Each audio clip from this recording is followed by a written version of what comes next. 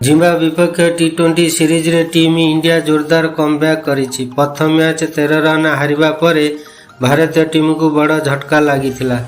ରବିବାର ଦ୍ୱିତୀୟ ମୁକାବିଲାରେ 100 ରନ୍ରେ ବିଜୟ ହାସଲ କରିଛି।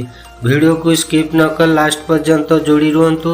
ଦେଶ ହେଉ କିମ୍ବା ବିଦେଶ ହେଉ ଏଭଳିଆ ଟେକ୍ନିକ୍ ଖେଳ ବିଷୟରେ ନ୍ୟୁଜ୍ ପାଇବା ପାଇଁ ଚ୍ୟାନେଲକୁ ସବସ୍କ୍ରାଇବ୍ କରି ତା ସହିତ ବେଲ୍ ବଟନକୁ ଦବାଇ ଦିଅନ୍ତୁ।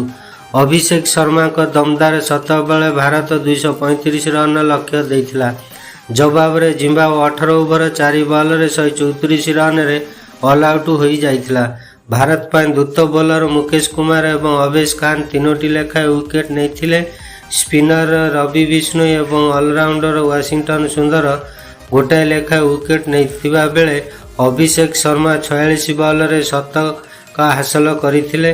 ଋତୁରାଜ ଗାଇକ୍ୱାଡ୍ 47 ବଲ୍ରେ 77 ରନ୍ ଏବଂ ରିଙ୍କୁ ସିଂ 22 ବଲ୍ରେ 48 ରନ୍ କରି ଅପରାଜିତ ଥିଲେ।